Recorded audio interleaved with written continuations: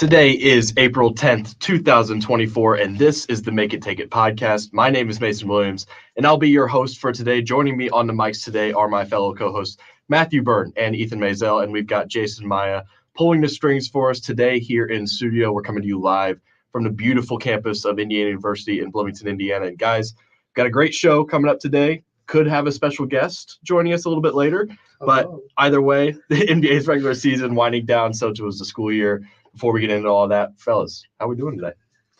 I'm good. This is my first class since last week.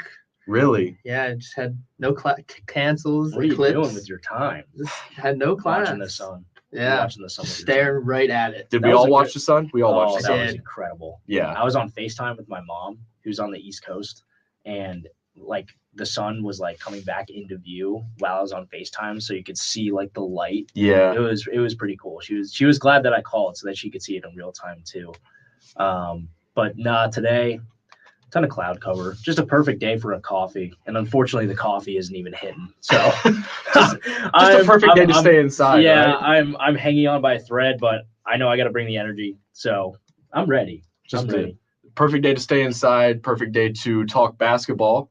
And that's what we're going to do. So we will go ahead and get into cleaning glass. We'll talk about some of the biggest topics around the NBA right now. And guys, obviously the playoffs are coming around. But Matt, I'll start with you here.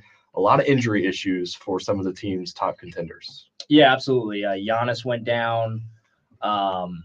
Even though the Bucks, eventually beat the Celtics. Obviously the Celtics are, if you're going to keep talking about injuries, they were without Kristaps Porzingis, who, as we know, in the last game that he played, wasn't the most efficient, but, he had a string of 20-point games, efficient rebounding, stuff like that. So, Giannis went down, and the news came out this morning. His estimated return date is April 20th, which would be the first round of the playoffs. Shams was reporting that he's unlikely to return for the final 3 games, which is big. We'll get into that. And also the start of the playoffs is in question. So, I guess it's not really certain. Maybe the Bucks are just putting the April 20th timeline for the first round just to say that. And it's not really sure, what's going to come of it. But kind of a tough spot for the Bucks. Huge win against the Celtics. I mean, it makes the Celtics win, that much more important. And Giannis did, play close to 30 minutes before, the injury. But I don't know. Knicks are right there. Knicks are only, 1 game out. Magic, Cavaliers, Pacers, all at 46 wins as well. 2 games out, so with 3 games to go, it's a tight race. It's anybody's race. Yeah, there was looking into kind of some of the reporting last night. Obviously, Doc Rivers said post game that there was a lot of concern with what his injury could be, and then obviously the reporting coming out from both Adrian Wojnarowski and Shams Charania. I think I had it right first time. That he avoided damage to that left Achilles, kind of got the best case scenario there. So obviously Milwaukee will want him back. It's been kind of a lackluster season for the Bucks this year, but they are going to need him if they have any hopes of making some noise in the playoffs. Ethan, what else has been going on? Yeah, taking it out west, Karl Anthony Towns is making his return soon. Anthony Edwards said that he's coming back.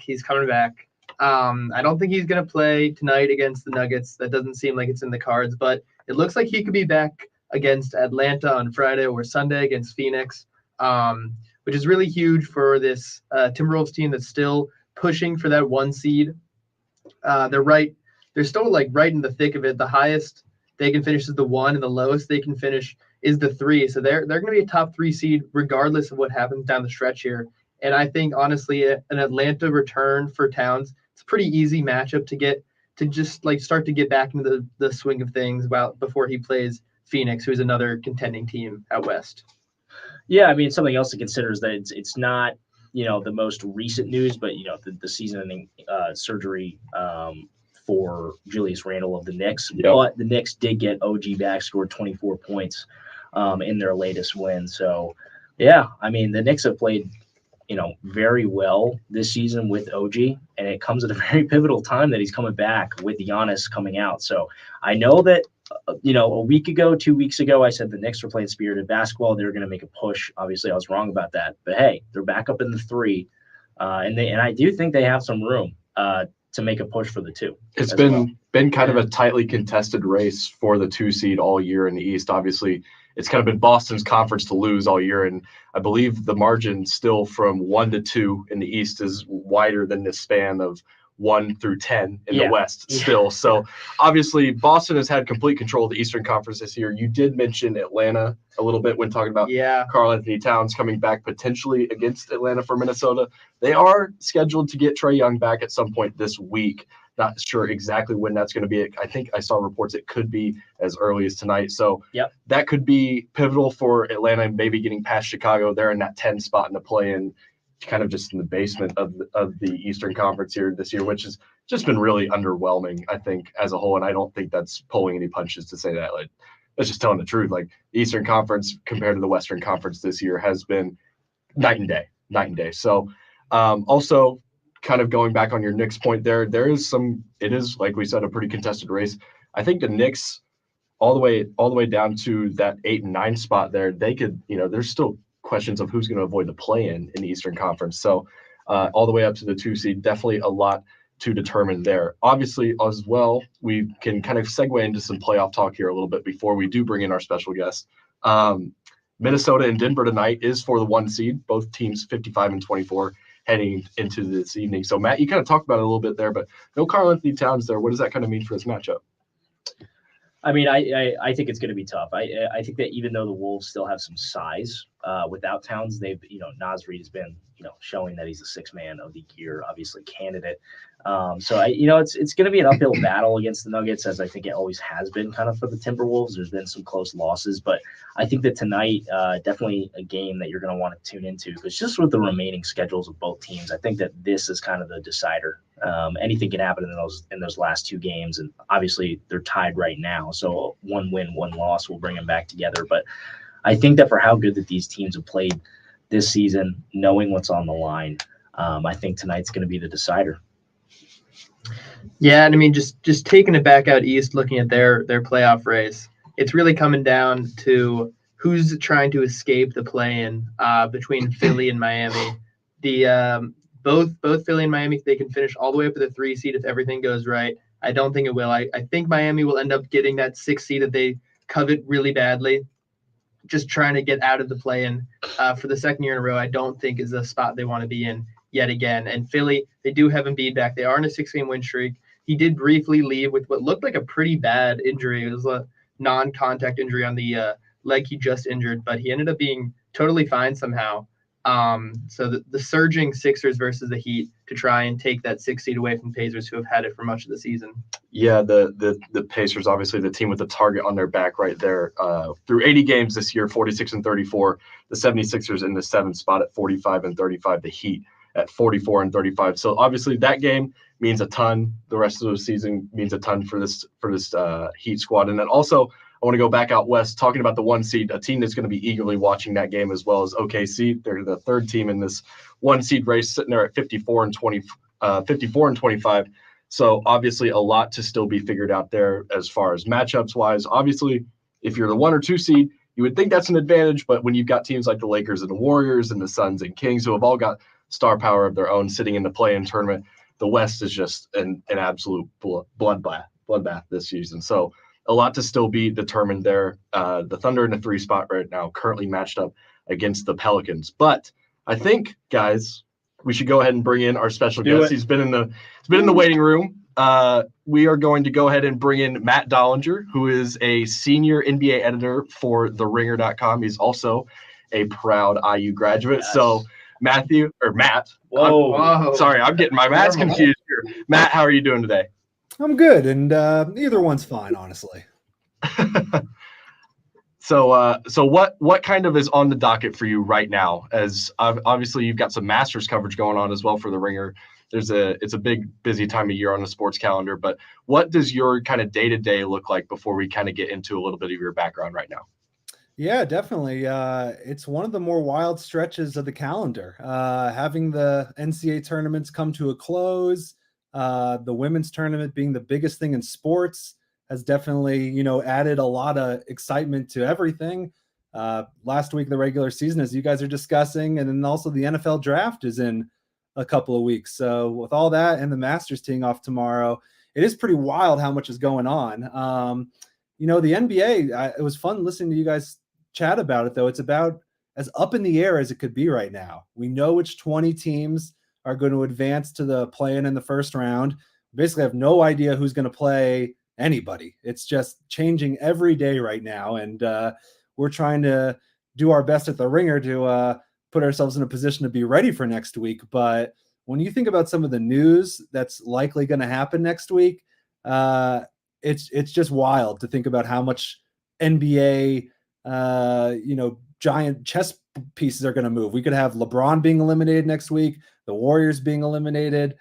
You could see Joel Embiid or Jimmy Butler or somebody go home. It's just going to be wild to say goodbye to some of these people before the first round even begins.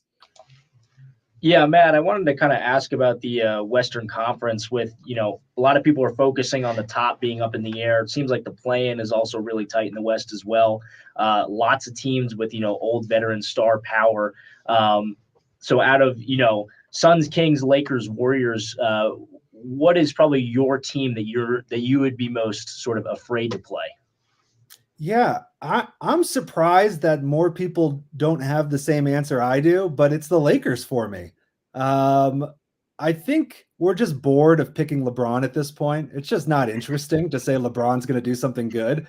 Even picking Anthony Davis, obviously, it's pretty uncouth to say that at this point, but I just don't trust any of these other teams.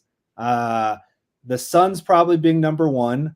I just don't think anyone's heart is in it. I don't see them overcoming adversity. The Kings feel like they are really sliding to end the season. Seems like they maybe peaked last year. Doesn't seem like they're going to hit a new level right now. The Warriors, sure, I could easily make that argument, and I'd love to see it, honestly, from a basketball fan standpoint. If we have a real Golden State Warriors team in a first-round series, I wouldn't sleep on them against anybody. But that's how I feel about the Lakers, too. It's the best Lakers supporting cast that I think LeBron and Anthony Davis could have asked for. They've got a lot more than they were probably expecting to have, in my opinion. If the two of them are healthy, I think they think they'll get out of the play-in easily. Anthony Davis sat out last night's game. They lost to the Warriors. It's kind of surprising to see him sit out a game like that. They must have confidence they'll get through the play-in. And I think LeBron probably decided maybe weeks ago, this is our best shot. We got to pace ourselves and we got to prepare for the play-in, and then we got to surprise somebody in the first round. And, the Nuggets are one thing. I wouldn't pick anyone to beat the Nuggets. The Timberwolves and the Thunder, are we really fully confident those are like formidable playoff teams? I'm not convinced. Yeah, Matt, I kind of want to go off that point that you mentioned there about LeBron. You've been around the game for a ton of time now, and you've seen a lot of different guys come and go. You've seen a lot of talent at the top of this league. How do you kind of quantify what he's been doing this year in year 21 of his career? How do you kind of quantify what he's kind of meant to this game and kind of how he's still, it seems like, finding new levels to his game and still has the ability to flip a switch that when it is time to go, he's still a top 10 player in the league? Yeah, it's just a wild conversation about a 39-year-old basketball player. It just doesn't make sense to talk about him the way we still talk about him. And I think that's why it makes sense to write him off. He's 39 years old. We've never seen anybody do this before, but you just watch him play and it's loosely the same guy to me. It's not that different from the old LeBron. Does he have the same athleticism? Of course not. He's a way better shooter though. Can he still command double and triple teams? Absolutely. Can he still make passes no one else can make? Absolutely. So I, think that, there's some talk about basically is the LeBron era over. And I think you could, the fact that he hasn't won a title in X amount of years, you could say that. But I think as long as LeBron is active and his team is alive, I'm not counting him out. And, Anthony Davis is a top 10 player when he's healthy and engaged. That's a pretty good teammate for LeBron. He's got a supporting cast that can all pass and shoot and defend to a degree. They've got different guys who can facilitate and take over the second unit. He doesn't have to carry like an unbelievable load. They'll have different guys step up on different nights. Look, they could get eliminated in 7 days. There's no question about it. But I still treat LeBron as one of the NBA's great forces. Saying goodbye to him is going to suck. It's going to be terrible for the basketball watching community. I mean, I hope he plays I hope he plays 5 more years, honestly. It feels more like people think he's going to play 1 or 2 more years. But the day LeBron leaves the NBA, my job isn't as good as it was the day before. Like, it's just been fun covering that guy for 20 years. Yeah, so sticking out west, the two hottest teams out there, the Mavs and the Clippers. Matt here's a big Luka fan. How can you not be, though? How can you not be, right? A lot of big Luka fans here. Of those two teams, is there one that you feel has like a stronger profile heading into the playoffs? Between the Mavs and who? The Clippers. I trust the Mavs more. I think the Mavericks will have the best player in every series except for one. I think that they have the best supporting cast they could ask for. I mean, when Kyrie Irving came to the Dallas Mavericks, I did not see him willingly taking a secondary role and becoming the best teammate he could be for Luka. I mean, when's the last time we talked about a bad Kyrie news cycle? He's been a model citizen and a great teammate to Luka. They went out at the trade deadline and got significantly deeper, getting, PJ Washington, Daniel Gafford. It just makes them so much more legitimate of an NBA team to just have, real guys who can score on the floor and not just Luka and a bunch of chairs out there. So I think Luka's peaking right now. I think we've seen him make a Western Conference Finals run before. I love their chances. I live in Denver. I watched the Nuggets, win the title last year. This thing is such a gauntlet of chance that it's crazy to pencil them back in. So many different things could happen. I think the Mavs have as good of a shot as anybody to make the finals. The Clippers looked pretty good last night, but also they were missing the guy last night that has kind of make me question their chances to begin with. When has James Harden come through in the playoffs? Do we really believe James Harden could be the point guard of a finals contender? I don't know. I believe in Kawhi Leonard, and I know he can take his game up. And I do think that Ty Lue is probably the best coach in the postseason, but I don't trust that Clippers team. I would gladly take Luka handling the ball, every time down instead of James Harden. Matt, you're bringing up a lot of good points that I want to go back on, and I'm going to do that now, going back on one of the points where you brought up both Minnesota and Oklahoma City. Couple teams that really haven't been there in this current iteration of what they look like now in a postseason setting, and especially at this echelon of level where they're competing for the 1 seed. They're at the top of the conference. Kind of posing the same question about the Clippers and Mavericks, just substituting Minnesota and Oklahoma City. Between these two teams, which has the higher potential for a deep run in the playoffs? Who has the more ability to, I guess, make some noise in the Western Conference playoffs this year? Look, you can clip this, Oklahoma City fans. The Thunder just aren't it to me. I mean, you are talking to one right now, Matt. You're talking to one right now. Here we go. Let's buckle in here. All right. So the Thunder have had an incredible regular season. They have exceeded everybody's expectations. Shai Gilgeous-Alexander is legitimately the second or third MVP finisher this year. Chet Holmgren would have won Rookie of the Year any other year. Jalen Williams, not with a Y, could have won Most Improved. It's an incredible leap for them to make. But oh my God, is the next leap even bigger?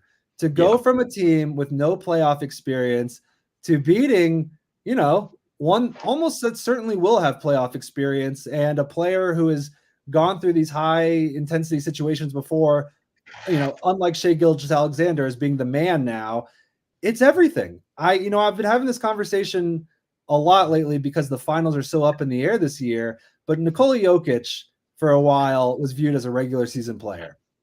Oh yeah, he's good in the regular season. He won't be a playoff guy. Then he won a playoff series and I was like, oh, well, he could be a playoff guy. Then he leads a team to a title and it's like, well, I'm picking the Nuggets to win again because I don't trust any other team. Obviously, I trust Jokic. It's so hard to see postseason potential in a team before it happens. How are the Thunder going to get over that hump with a young head coach, a young star?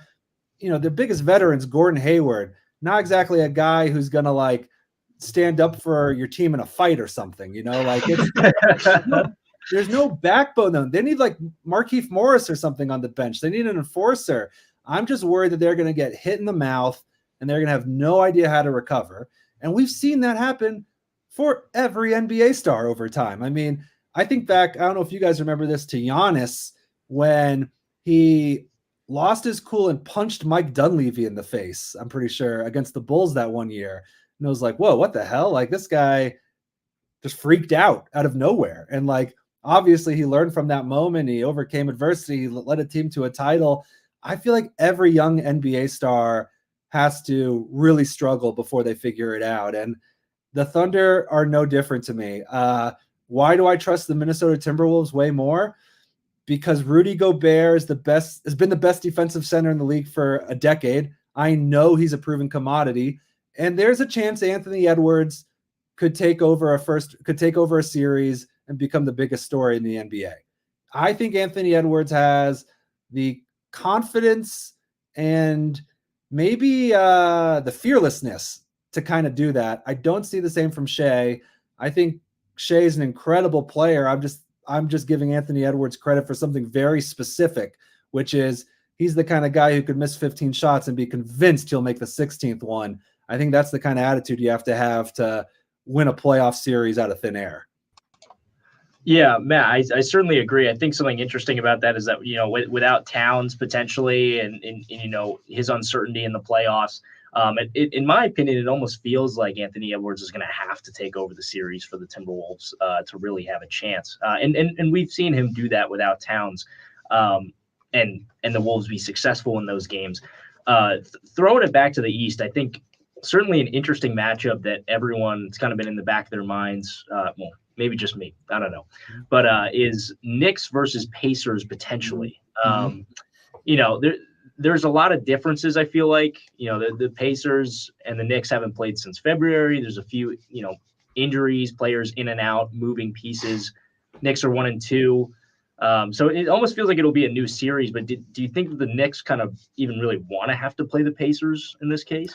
Oh, I think they'd love to. I think they'd love to play the Pacers. I think the Pacers-Knicks rivalry could be fully reignited with a first-round series. I think there was some trash talk around All-Star. Mason probably was on his radar. I know at least he was up there covering All-Star. But Josh Hart and Jalen Brunson were basically like, I can't believe we have to go to Indianapolis. Like, Indianapolis sucks. And I think that's what we needed to kind of get this Pacers-Knicks rivalry back on track. We've now got two stars that are set up for the next decade to hopefully clash, and Tyrese Halliburton and Jalen Brunson. You could make the case either way on who's the better player. At this very given moment, I think Jalen Brunson has the edge. He's hotter right now. Halliburton's still recovering from his hamstring injury a little bit.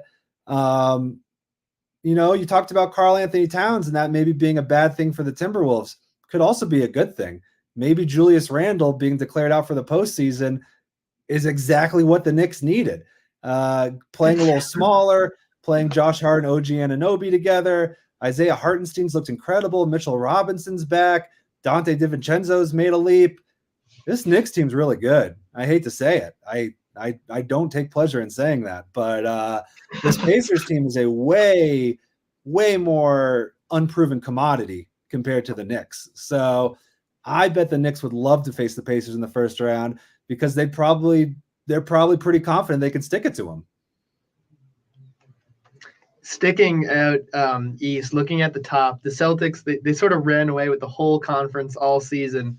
Is there any team you think the Celtics are like truly worried to face in the East? Yeah, I think they're worried about everybody. I don't think their record is a reflection of their confidence level.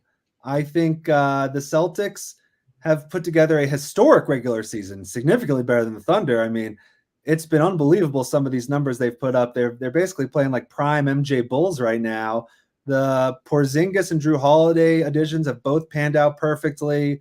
Their supporting cast is clicking into place, but they have the same exact problems as they did last year. They still don't know how to handle late game situations. Jaylen Brown and Jason Tatum both still struggle in those situations. They've got even more ball handlers now with Drew Holiday and Porzingis all around. There's going to be even more indecisiveness and kind of pointing the finger.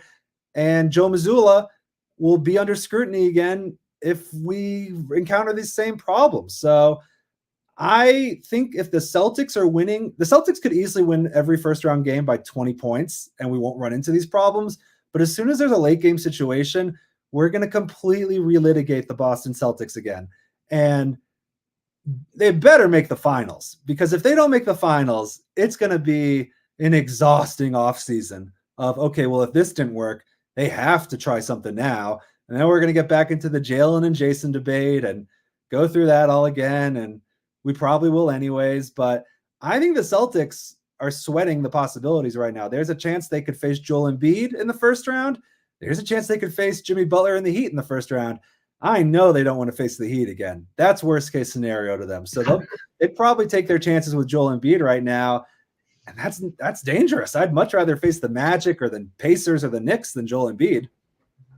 Yeah, man, I definitely agree with your points there. I'm kind of wondering if, last season's Celtics, ridiculous 32-9 at home, and this season it's even, some could say worse, but in a better way, of going 35-3. Do you think, even though you think that there might still be some cracks in the foundation, do you think that improvement at home is going to be the difference? And Matt, before you answer that, I'll ask kind of a follow-up to that. Do you think that that's kind of a byproduct of so much parity in the East and how good of a regular season team Boston has been this year? Or is there something different about Boston this year that has kind of allowed them to have that success at home?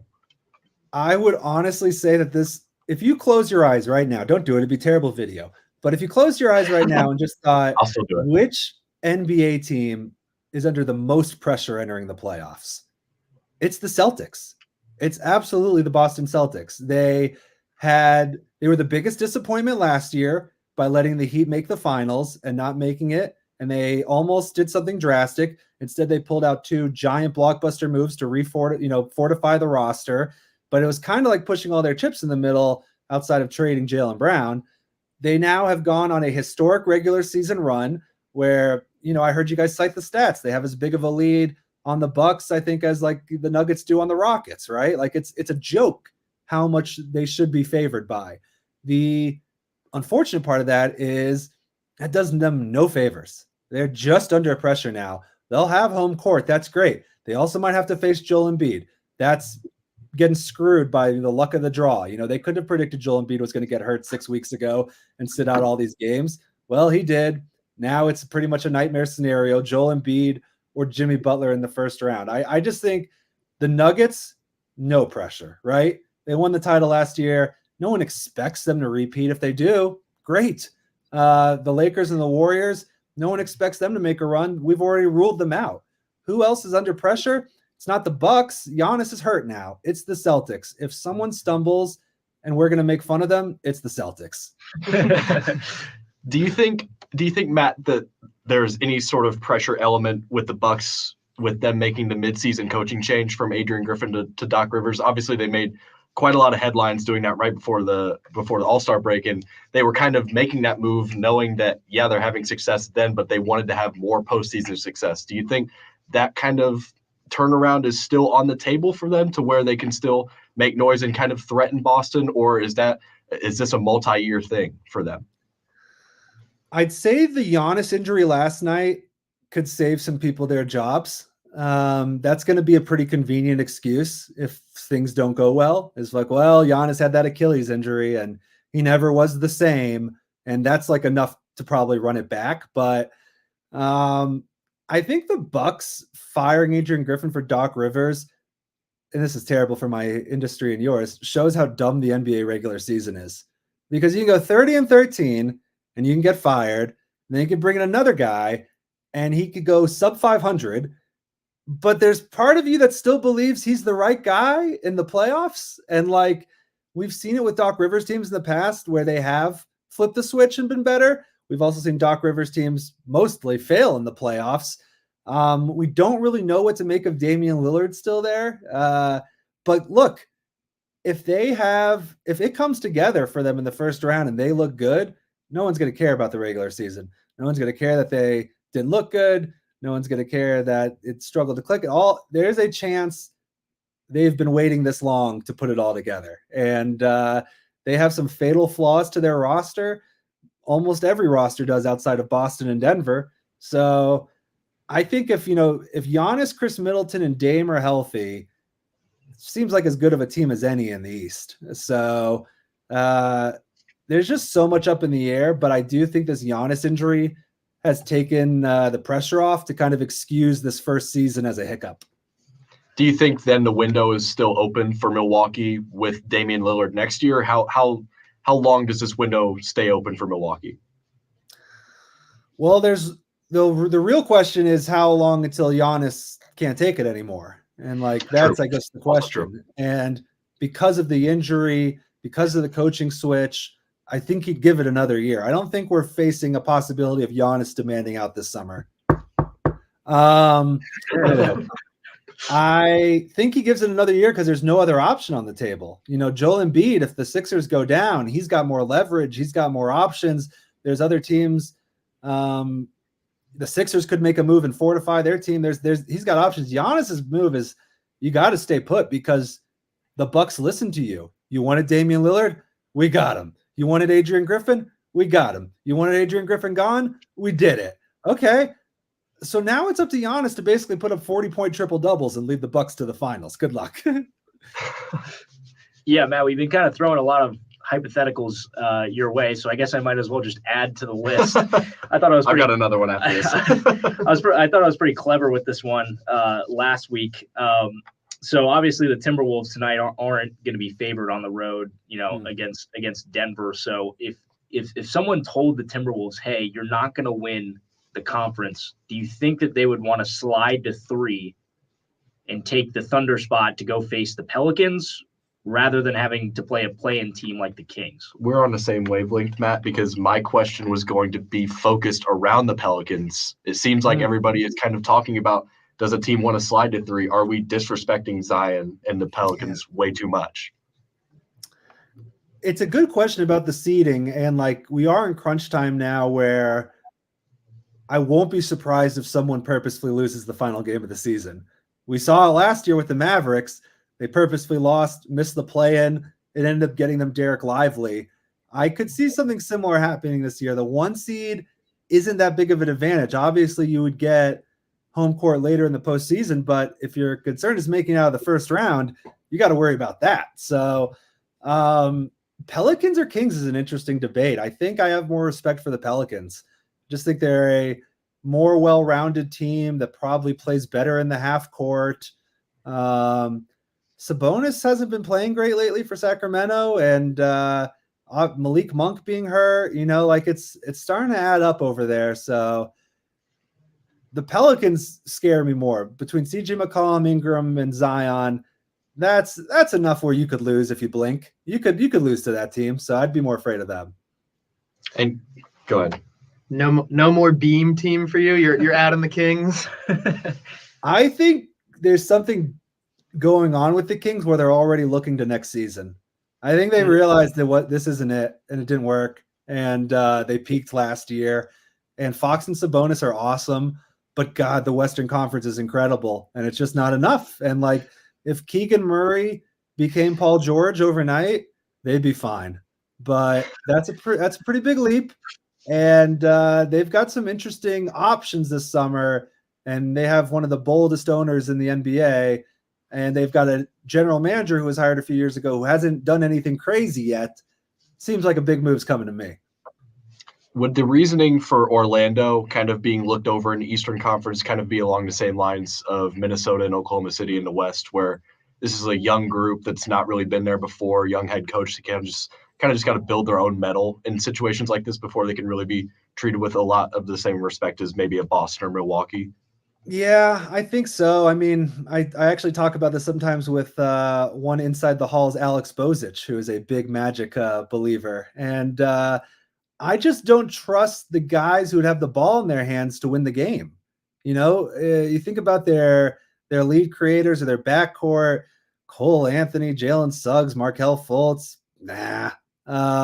If Paolo Banchero or Franz Wagner, really takes a leap, I think they could be great, but it feels like it's a year or two away to me. I would love to play the Magic in the first round if I were an NBA Eastern Conference team. So you're saying Cleveland should be pretty happy with where they're at right now? Yeah. And Cleveland's a great team too. Cleveland's a great team. Oh, they're sliding. I don't trust either of those teams, but yeah, if I'm Cleveland, I'd love to play the Magic. But this is one of those takes that could age terribly, of course, where there is a surprise every year you can't predict. And like, I don't care how much you love the Heat. Nobody thought they'd make the finals last year. That was, egregious. So there will be something. Being out, there are 3.5 minutes to being out to Chicago and to play in.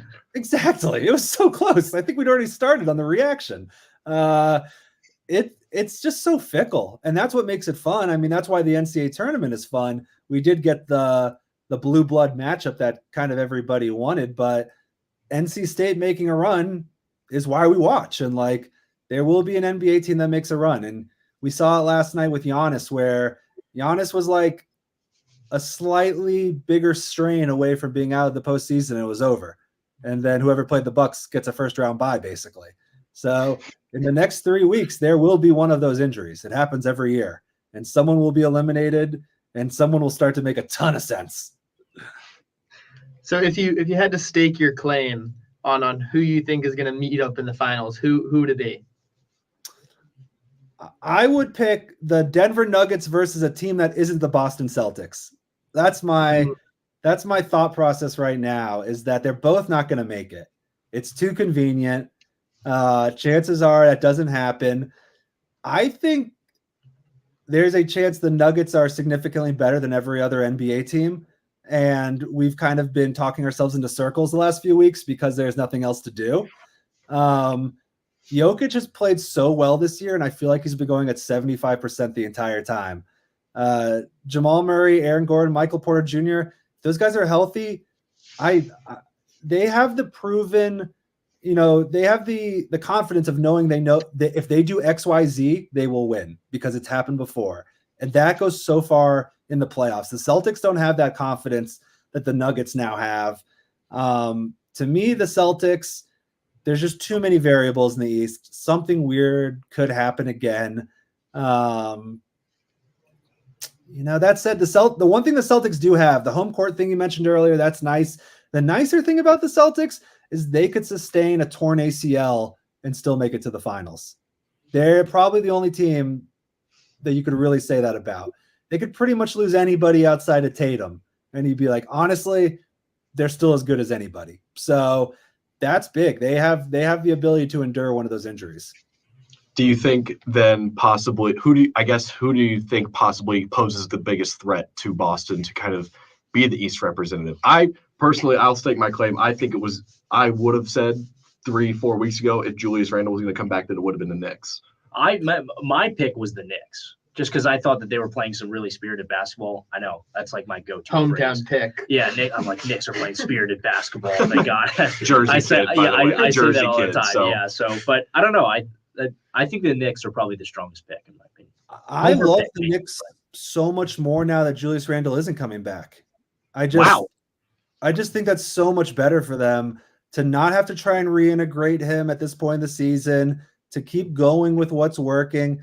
Their record with OG is ridiculous. If he's healthy alone, they're looking great. Look at Jalen Brunson. Look what he does with more opportunities. Look what he does with increased playmaking. Look what he does with more touches. Look what Dante DiVincenzo's doing right now with more chances. I love the makeup of that roster so much more without Julius Randle. It's not really I'm trying to hate on Julius Randle. I'm just saying everything better without him, though. Yeah, having said all that, my team that I'm secretly scared about, though, is that 7-8 play-in matchup of the Heat versus the Sixers. I think, those are the teams I'm worried about. I think the Heat made the finals last year. They have won the same exact amount of games, 44 games, the same team. They're better. The roster is better this year than it was last year. There is a chance Jimmy Butler has been hibernating for 6 months because he knows this doesn't matter. Like, he knows it doesn't matter what I do in the regular season. Ultimately, I'm just going to be judged on this first-round series. The Heat with Spoelstra, if there's any team that's going to look dramatically better overnight, to me, it's the Heat. And the Sixers don't have the same kind of roster. I don't have the same kind of confidence in their head coach, but Joel Embiid is a better player in a playoff series than Jason Tatum. So I'd rather have Joel Embiid. And the winner of that 7-8 right now would get Milwaukee in the first round. Yeah. So right there with Giannis and everything you mentioned there, that's kind of a big storyline. Obviously, do you have another one, Matt? Well, yeah, no, just to follow up on what you were saying, I mean, the Knicks record with OG, 17-3. I mean, that's pretty remarkable. And I also think, going off your point as well, Julius Randle has been a scorer in the playoffs. He hasn't been doing it efficiently at all in those 15 games for the Knicks, across the past 2 years. But I think a lot of guys recently on the bench have had to step up. And their depth has been good. It's been leading to some wins. So, yeah, I think it would be harder to, get him back in. Yeah. All right, Matt, we won't take too much more of your time, but with the IU connection, we'd be remiss to not ask you a few IU-related questions. So I guess before we get into maybe some rapid-fire stuff, just real quickly, your connection to this campus and kind of how you got your start doing what you're doing now and kind of how that took off from here. Yeah, definitely. I grew up in Bloomington. It was a townie, went to Bloomington North, and ended up going to IU after thinking the best thing for me would be to get out of town. Turned out it was to stay put. I covered Kelvin Sampson's firing and Tom Crean taking over. So that was my era. The first couple of Tom Crean seasons, not pretty. But it was a fun time to cover the program. I mean, with Kelvin Sampson, there was news every day. There was a huge scandal. It now seems ridiculous looking back that we fired this guy because he sent too many text messages, which seems like the most innocent crime you could possibly commit now in the NCAA, but at the time it seemed terrible. And Tom Crean did not win a lot of games, but was pretty entertaining. And there was a chance he was going to turn the program around, which is all you need as a writer to write some interesting things. So, I love my time at IU, even if all the teams I covered were pretty terrible, including the football team. Although I did make it to the Insight Bowl in 2009, so I'm still holding on to that beautiful memory. But my parents lived in Bloomington as well until recently. They moved out to Denver, where I'm at now. But I love to come back. I'm coming back about once a year right now. I taught a class through the IU Media School last year on sports editing, and I'm on the school's alumni board, so I kind of stay attached that way. As an IU guy, you could easily say it was a tough year. I'm sure you guys could say that, having covered the team extremely close. But, oh, my God, did I get the result I wanted, which is Purdue did not win the national championship. That's enough. That's enough for me, honestly. If Purdue had won the title, it really would have been a tremendous setback for, everybody, the hundreds of thousands of alumni. We would have had to really, really eat some crow there. And for Purdue to lose, despite having a generational player, an incredible supporting cast, a great head coach, oh my God, it was satisfying. So, yes, it was fun to watch them lose in the first round, but it was also fun to watch them lose in the title game. So, not a bad year as a Hoosier. Yeah, Matt, when did you kind of first know that you wanted to, stick close to sports and kind of go into this line of profession?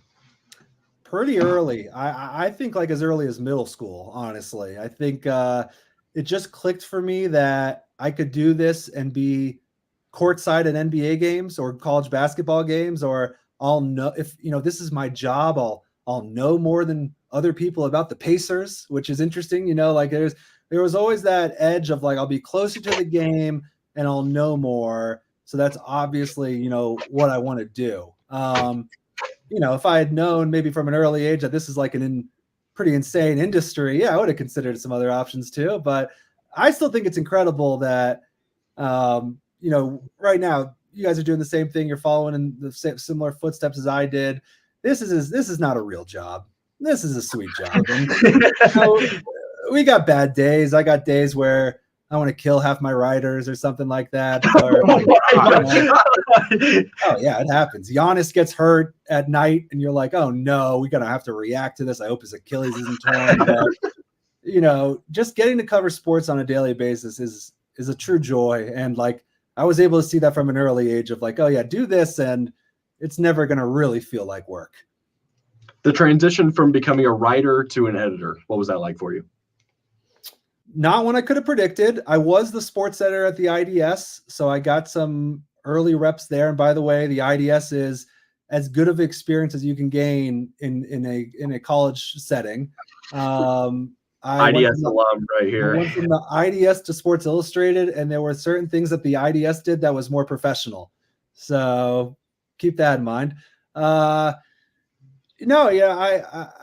just, I think sorry, I was trashing the SI. I forgot what I was saying. Mason, what was your question? I don't even know. I don't know.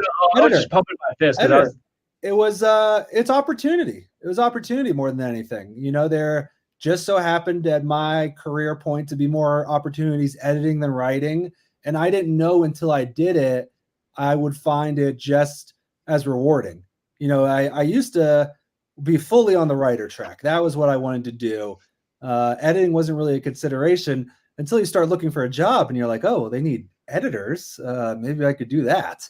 And I think, not to go too deep on Matt Dollinger's career arc here, but that has been the right role for me. I excel in that role. I'm good at punching up people's work. I'm good at seeing the bigger picture. I'm good at communicating and staying organized. And, if X happens in the NBA, I can probably tell you what would be the most interesting thing to read based off that happening. And that comes through reps. I've just been around the NBA calendar 10 to 15 times now. So I've seen it before, but yeah, I just gravitated towards editing because of the opportunity. And then it just so happened I was good at it. And then the other thing I'd say is writing and being on-screen personality or on-air personality can be pretty exhausting. Having to come up with a take about everything is very hard to do. And I hear you guys doing it, and I'm impressed. Have you heard of the account Freezing Cold Takes? Yep. Yeah. Of course. Yes, of course. Oh, yeah. Well, somewhere in the archives, there's a video of me saying when I was at Sports Illustrated, here's the scenario. I'll give it to you.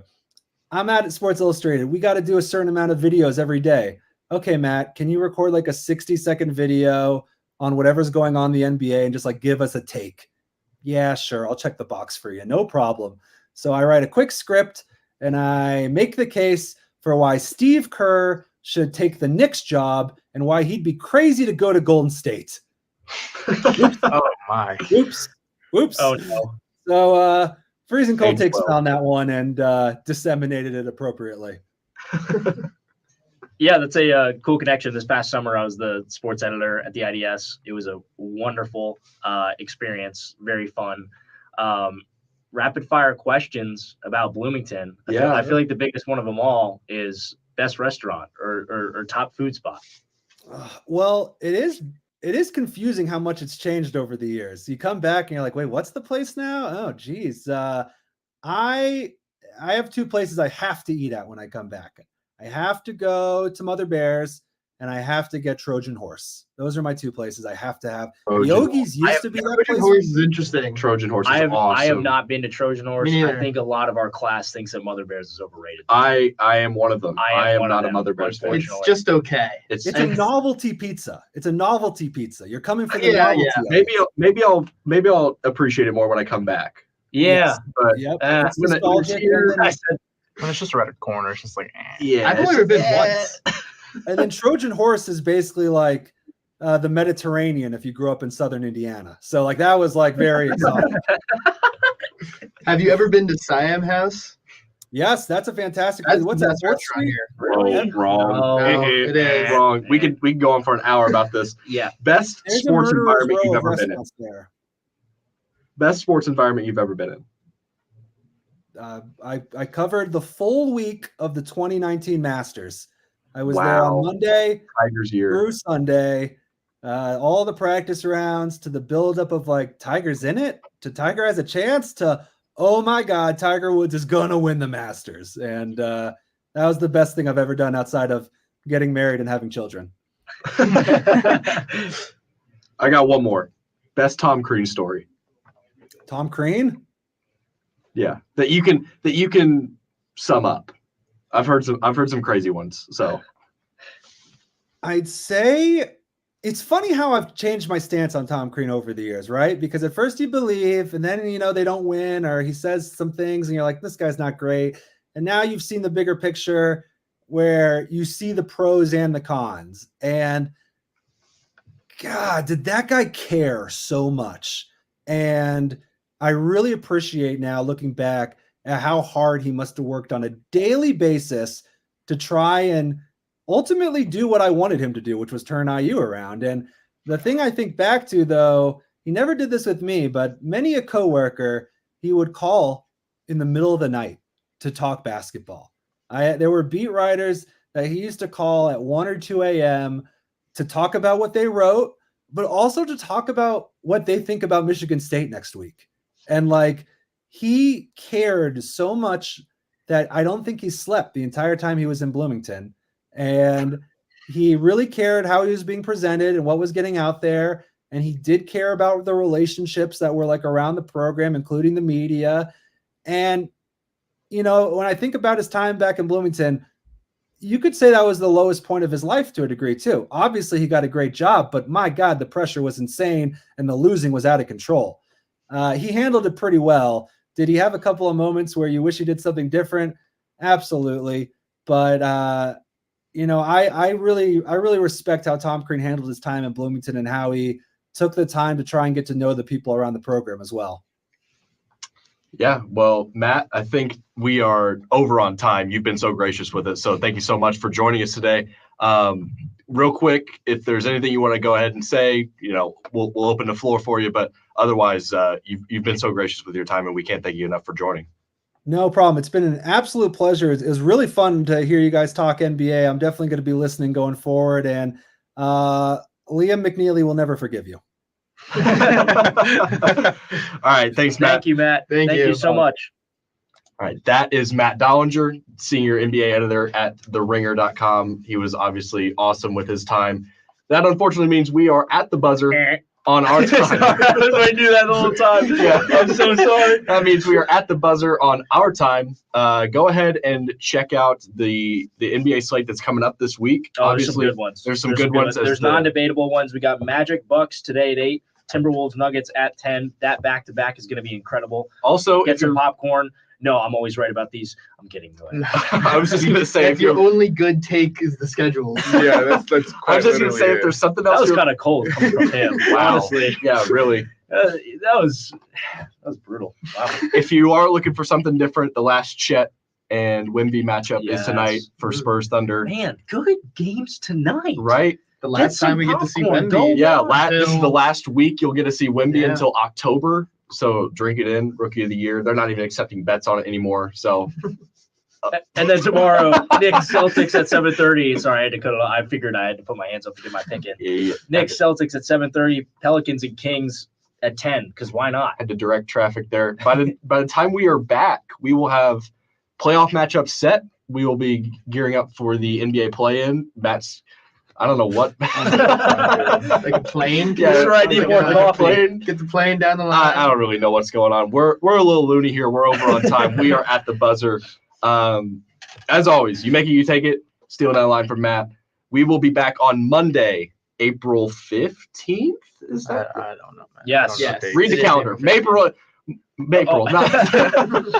We got to get out of here. Monday, April 15th. We will be back. Make it, take it. Thank you so much for listening. We will catch you next time.